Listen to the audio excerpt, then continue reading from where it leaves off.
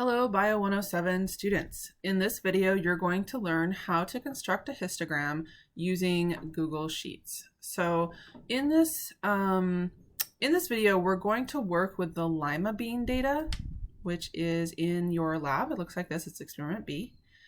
And in this experiment, we basically took 50 lima beans 1 through 50, and we weighed them. Notice that lima bean number 1 weighs 1.8 grams. Lima bean number 2 weighs 1.1 grams, and so on.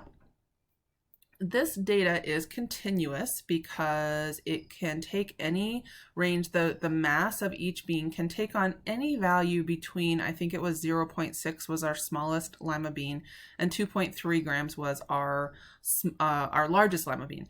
And the data can take any value in that range. So it's continuous, but it's unpaired. Remember that the mass of each lima bean doesn't really depend on the order in which we weighed it. So lima bean number 1 can weigh anything, really, anything within that in that range. So as we know, when we have continuous unpaired data, the best way to represent this data is using a histogram. So the first thing that we're going to do when we want to construct a histogram is we're going to go to our Google Drive and open up a new Google Sheet. So let's go ahead and open up a sheet.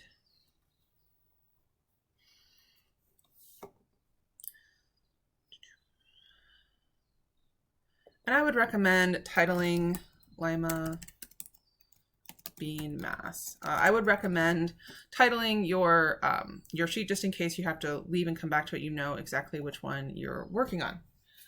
All right, so our first step is going to be copying over our data. And believe it or not, this is probably the most tedious part. You could do this manually if you wanted to write down all the data and then just type it into Google or into the sheets. But my phone just thought I was talking to it. Hold on. I have to be careful when I say Google because my phone listens to me. Okay, so again, the most tedious part to all of this is copying over the data, just because the way to copy it over isn't very straightforward. What we're going to do is we're going to highlight, drag your cursor over all of our data, continue down, and highlight all this data. And then you're going to tell your computer to copy this data. And if you're not familiar with like copy and paste functions with computers, if you hold down the control button, which is the CTRL button, it's in the lower left-hand corner of your keyboard. If you hold down that button and then hit the letter C, C as in constant, hit the letter C button, that's telling your computer to copy anything that's currently highlighted.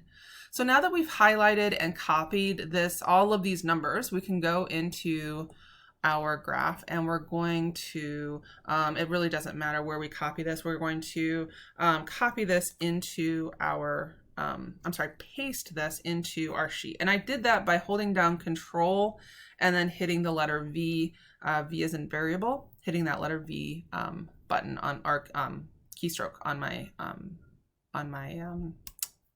keyboard. Okay, so now we have all this data over, but we don't need all this data. All we need are the masses of the beans. So we need this column, we need the second column, the fourth column, and the sixth column. So we're going to take this and we're going to now, you can either copy and paste it or cut and paste it. So I highlighted this, and if you're not familiar with the keyboard commands, if you go to Edit, again, we can either cut or paste. Either cut or copy. Let's go ahead and just copy it. And we're going to copy, we're going to make one nice long big column of all this data. So we just did the second column. Now let's do the fourth column. Again, go to Edit. And we're going to copy that data and put it below our big long list of data. That looks good. And now let's do our last one again. So we go to copy, we're going to copy that, and then we're going to put it here. And then if you, I've been using the Control V function, but again, if you want to paste it, you can also just click on paste here and it pastes it all down there. So good. So now we have this nice long list, all 50 values, right? 1 through 50. And again, you might want to double check, right? If we notice here, bean number 1 weighed 1.8 grams. Our last bean, number 50, weighed 0.9. Does that look good? Yes, our last bean, number 50, weighed 0.9 grams, and our first bean weighed 1.8. Great. So we have our list of bean masses. Great. So now we can actually just delete. We don't need this anymore. So you can highlight that and delete it. And then because all of these lines bother me, I'm just going to highlight all those, and we can clear all of those lines. So you click on format and then clear formatting. There, cleans it up, makes it neater. You don't have to do that, but it's nice too. Okay, so now we have all of our bean masses, beans 1 through 50. We have them lined up. Now, this is normally where we would this is normally where we would put together our frequency table. And I'm going to, I'm actually going to copy this over just for our own reference. You don't have to do this. I'm just going to put it here so that we can, whoa, really big. Just so we can see it and remember what we already did. So normally if you do this manually, you have to find the smallest and the largest value and sort them, and then figure out how many of each of these beans are in each frequency. But we can kind of do this automatically with Google Sheets, so it's kind of nice. So the first thing that we're going to do is we're going to highlight our list. So highlight all your numbers, and now you're going to tell Google to sort it. So we're going to click on data, and then click on sort range.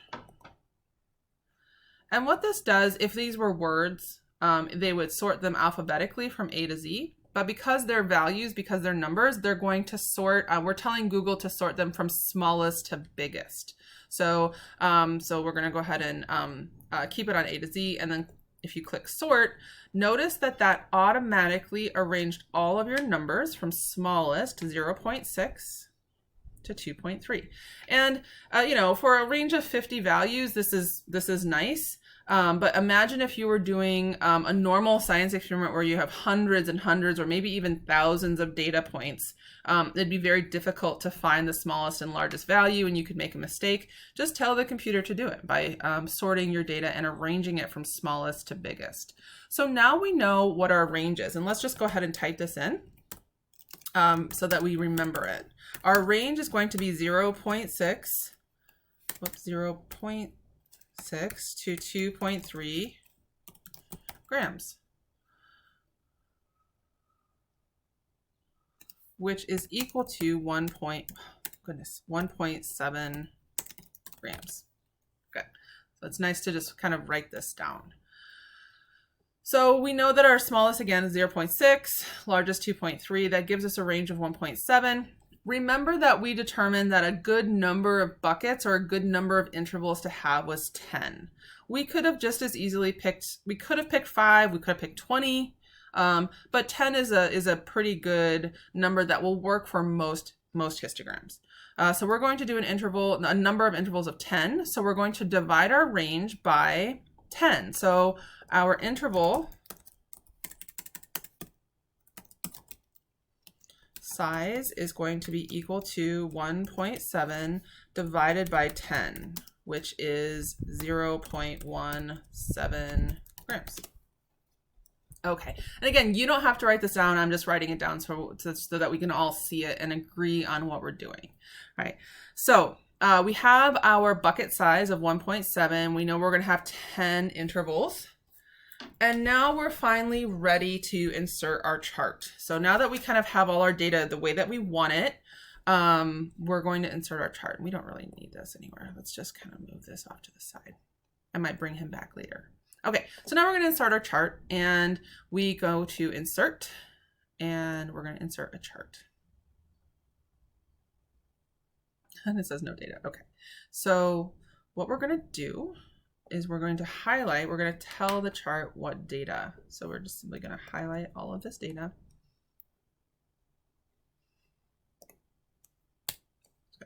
So now that our data is highlighted, now let's click on insert chart. Great.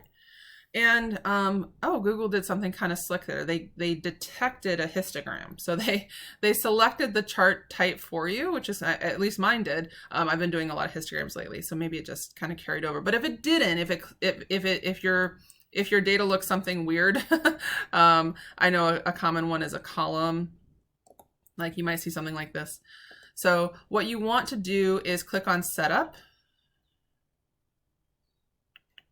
and then find the one that says histogram. And this is the one we want. And if you notice, this already looks pretty good. This is very close to what we want, but it's not perfect. And we wanna clean it up just a little bit and make sure that it shows the values that we specifically want it to show. So the way that we're going to customize this this graph, this histogram, is to click on customize over here. So we're going to click on customize, and then the first thing that we're going to do is click on histogram and tell Google the bucket size, the interval size that we want. Remember, we determined our interval size was 0.17. So Google did a pretty good job of kind of auto guessing and distributing our buckets, but we want it to be what we want. So we're going to put in there 0.17. So that tells Google exactly what we want our bucket size to be. The next thing that we're going to do is go down to our horizontal axis and tell Google what our range is. Now our range is, our minimum value is 0.6, right? Our smallest bean is 0.6. And remember, our largest bean is 2.3, but what we're gonna do is go just a little bit beyond that so that we don't accidentally cut off any data. So I always like to go just a little beyond. So let's go beyond 2.3 to 2.4. That way we know for sure that we're getting all of our data. I don't think this matters. Yeah, either way is fine. Okay. Same thing with our vertical axis. Google does a pretty good job of guessing what our vertical axis should be, but just to be clear, let's go ahead and put in a 0 for our minimum. And then again, we want to go just above our highest value, which it looks like our highest value is 10. So let's go to 12 because we're going by even numbers here, and that looks good. So the last thing that we want to do is describe our histogram. We're going to first determine our chart title. And I believe we're saying frequency. Let's see what we said. Frequency distribution of bean mass. Oh no, what'd I do?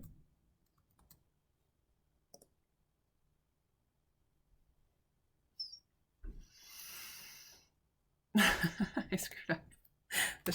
I accidentally, there we go. Okay, again, if you ever lose that editing function on your chart, just double click on your chart and it'll bring it right back up. Okay, so now we're going to describe the chart title. And we want it to say frequency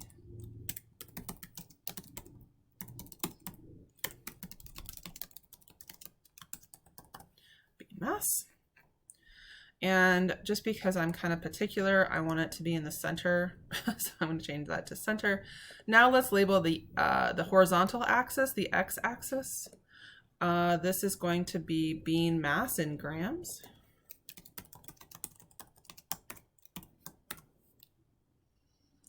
And then finally, let's label our vertical axis, which will be number of beans. And that's it. You just made your first histogram. Good job. Let's go ahead and review and make sure that it has all of the correct features of a good histogram. We have even distribution of our intervals. We have a labeled horizontal axis or x-axis that includes units. We have even distribution of our y-axis that goes just beyond the top range. We've also labeled our y-axis. We have a descriptive title, and we filled in each interval to its corresponding amount. So let's go ahead, let's go ahead and compare this to our frequency table. I'll drag this back over so we can kind of compare.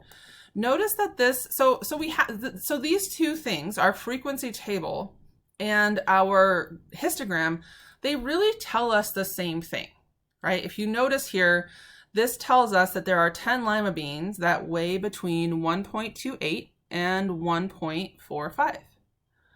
That's exactly what our frequency table tells us. If you notice right here, it tells us that we have 10 beans that weigh between 1.28 and 1.45 grams. So really this data, this frequency table and the histogram tell us the same thing. It's simply that we can now look at this frequency, or this histogram, I'm sorry, look at the histogram, and we can see the distribution. We can see that the bulk of the beans in that in the group of lima beans that we weighed, they weigh somewhere in the middle. this is, and we haven't talked about distribution yet, but this is evenly distributed. In other words, most of the lima beans fall within that middle value of the chart. So the value of a histogram is that it very quickly and visually represents data, and we can easily see where those beans lie. We can see that the smallest number of beans were on each end. Right? There are very few very small beans, and there were very few very big beans, for example. So we agree, our histogram agrees with our frequency table, so that's good. So the last thing I want to show you before I talk about evaluation is how to save this. It's just like when you save a scatter plot. If you click on this and then click on those three dots, you can download this as a PDF. You can download it as an image, whatever your professor kind of tells you to do.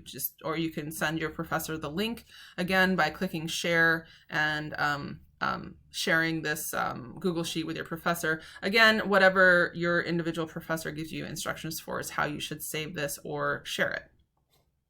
Okay, great.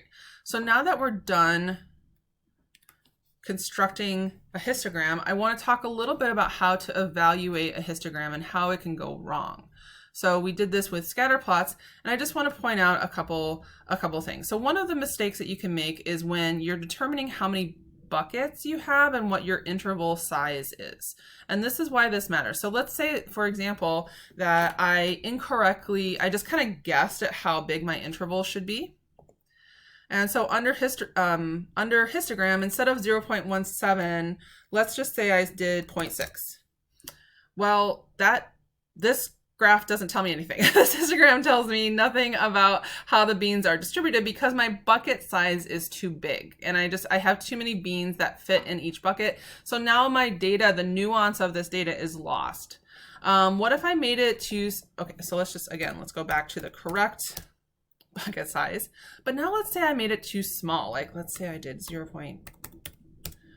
So now I made the bucket size really small. And even though you can actually still kind of see a distribution here, right? You can kind of see that they're mostly in the middle, but this would be a terrible, terrible graph to construct because we have lots and lots of little tiny buckets and we can't really read where those distributions are. Like what does this line really even represent? I don't know.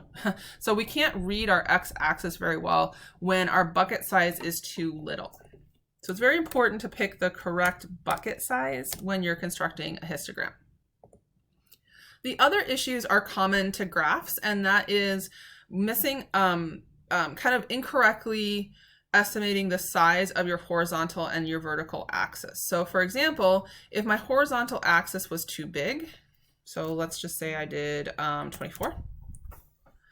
Now all of my data is squished over, to use a very scientific and technical term, it's squished, over to the left-hand side, and I can't really see my data very well, and I definitely can't see my x-axis very well, and I don't know what these lines really mean or represent. So that's a bad idea. We want to make sure that our x-axis is sized just above our largest value. Remember, our largest value was 2.3, so we want to size that just above our largest value. Okay, similar to our vertical axis. If I make my vertical axis too big, instead of 12, let's say I did 100, I can't really see it. I can sort of see it, right? But because all of my data, again, is squished to the bottom, I can't see a very good difference, and I have no idea what this value means. I want to say that the largest one was 10. But that's really just kind of an estimate here because I can't tell where that lies on the y-axis. So making the y-axis too big, again, squishes your data and makes it difficult to interpret the graph. Very important to select the correct x and y axis when you're constructing your histogram. Okay, so I think that does it. We went through how to open a Google Sheet and copy over your data and put it kind of in a nice long column of data. We talked about how to insert a chart and how to insert a histogram and how to modify that histogram to display the characteristics that we want. You also know how to save it and how to do a basic evaluation of what the elements of a good histogram look like. Congratulations, you're well on your way to being a good data scientist. You now know how to do a scatter plot. You now know how to do a histogram graph as well, and you're doing great. Good job.